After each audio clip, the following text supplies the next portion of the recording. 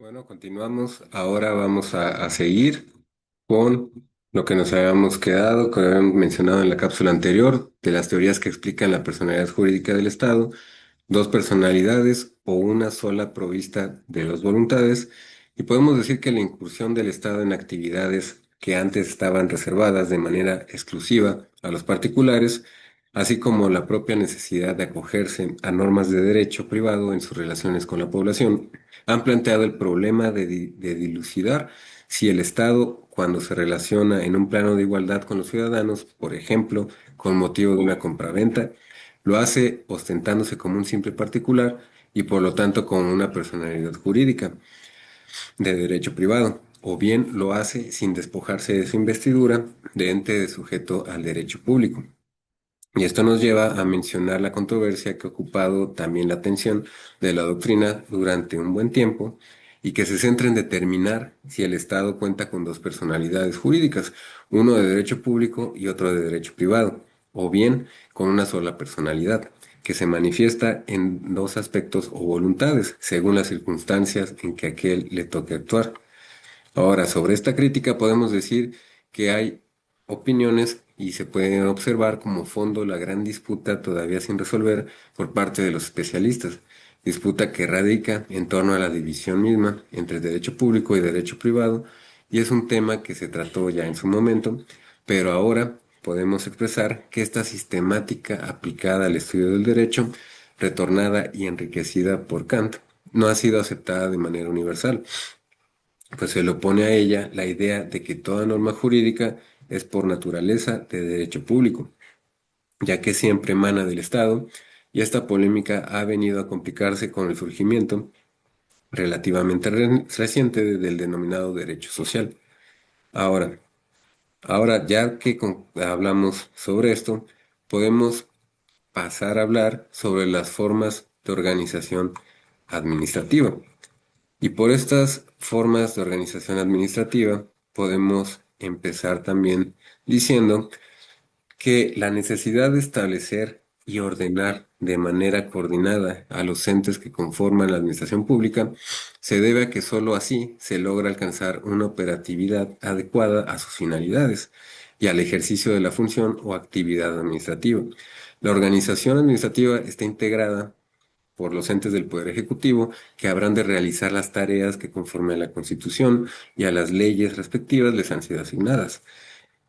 Al decir de Carlos García Oviedo y Enrique Martínez Uceros, la organización administrativa ha sido contemplada por el derecho administrativo como un instrumento o medio de cumplimiento de la actividad o función administrativa. Por otro lado, en un tiempo fue popular la idea de que la estructura o forma de organización de la administración pública era materia de estudios del derecho constitucional. En la actualidad, muy pocos autores sostienen esta posición. El sistema de organización administrativa es, junto con el acto administrativo, el núcleo de la doctrina del derecho administrativo. En nuestra época, en la que el poder público ha ampliado en forma considerable su actuación, especialmente en el ámbito administrativo, a pesar de estarse retirando casi por completo de tareas directas en lo industrial y en lo comercial, la estructura del poder ejecutivo adquiere relevancia y su regulación jurídica es una cuestión de primordial interés para la población, así como objeto de estudios minuciosos, y al respecto también podría citarse una vasta bibliografía, pero podemos mencionar solo algunas cuestiones ahora. Por eso es que las formas de organización administrativa quiere decir los sistemas, cómo se estructuran los entes del Poder Ejecutivo, y están determinados por la liga jerárquica que con mayor o menor intensidad los vincula con el titular del propio Poder Ejecutivo, ya sea que ese titular se llame presidente, primer ministro, gabinete, gobernador o ayuntamiento. Las formas de organización son la manera como estará integrada la administración pública y cómo se ordenarán los órganos del poder público encargados de la actividad o función administrativa del Estado. La ciencia del derecho administrativo estudia generalmente tres formas de organización administrativa: la centralización, la desconcentración y la descentralización.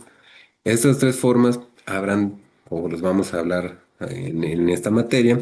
Pero también podemos decir que el derecho mexicano establece las siguientes formas de organización de la administración pública en el artículo 90 constitucional, únicamente utiliza el primer y tercer vocablo.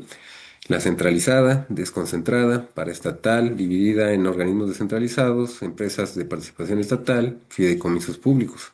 Y cada una de estas figuras habrá de ser estudiada por separado, como lo vamos a ver por separado, pero podemos decir que la centralización son los órganos que dependen inmediata y directamente del titular del Poder Ejecutivo.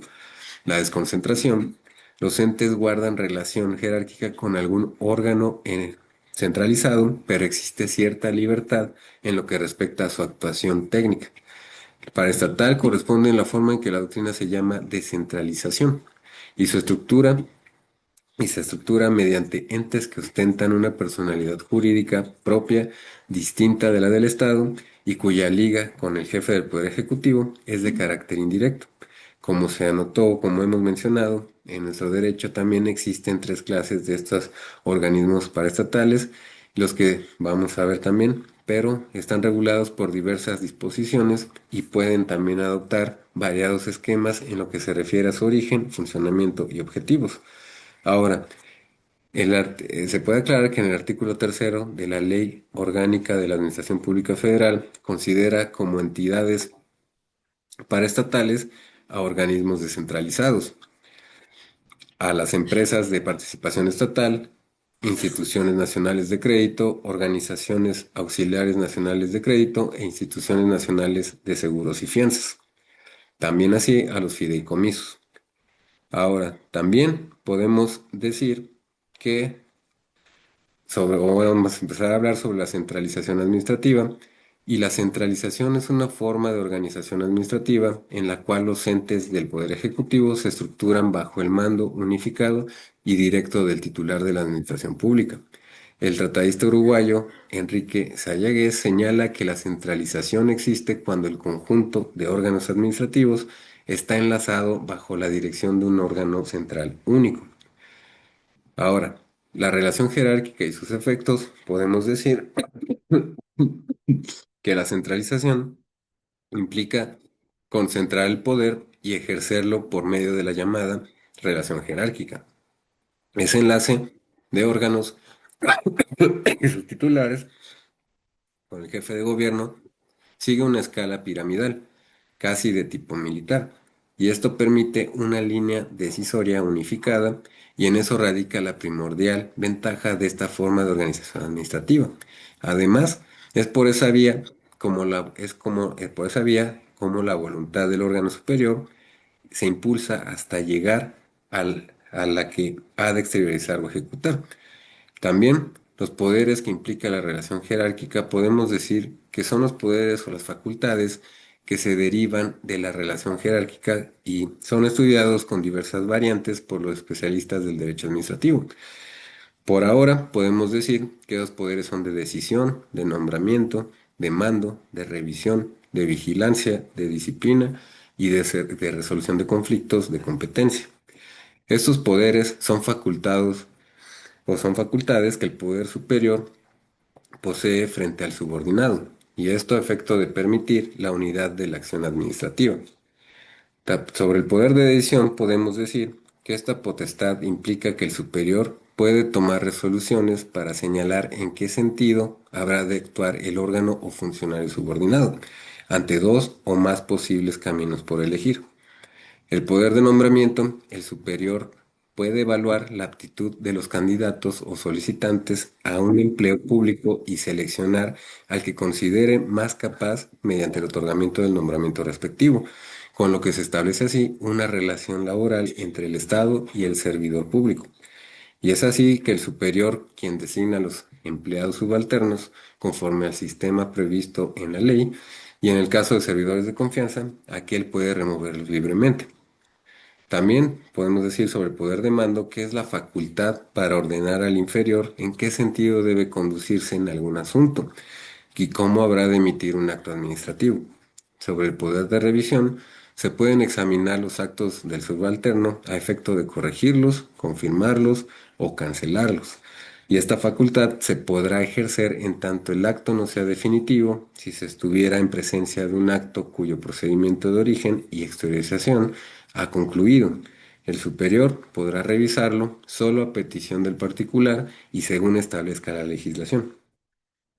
Ahora, el poder de vigilancia, este implica el control mediato o inmediato de la actuación del órgano inferior o del servidor público subalterno. Inspeccionar su actuación con el fin de verificar que sea conforme a derecho. El poder disciplinario es la posibilidad de sancionar el incumplimiento o el cumplimiento no satisfactorio de las tareas que el servidor público tiene asignadas. Estas sanciones pueden ser, según la gravedad de la falta, una amonestación verbal, privada o pública, una amonestación por escrito, o la suspensión temporal, o el cese. Ahora, el poder para resolver conflictos de competencia es cuando, respecto a cierto asunto, existe duda para determinar cuál es el órgano o qué funcionario es el legitimado para atenderlo y resolverlo. El superior jerárquico está investido de facultad o poder para decidir a cuál de ellos le corresponde el caso concreto. En relación con esta potestad, que solo puede ejercerse cuando la ley es oscura o tiene lagunas, el artículo 24 de la Ley Orgánica de la Administración Pública Federal prevé en qué casos extraordinarios o cuando exista duda sobre la competencia de alguna Secretaría de Estado,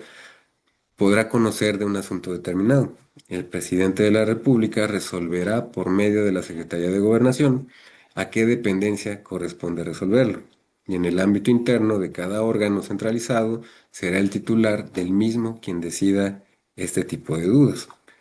Ahora, hasta aquí vamos a concluir esta cápsula, pero vamos a continuar en la siguiente cápsula hablando todavía sobre los órganos que integran la administración pública centralizada. Dame su número y su composición, pero esto vamos a ver en la siguiente cápsula.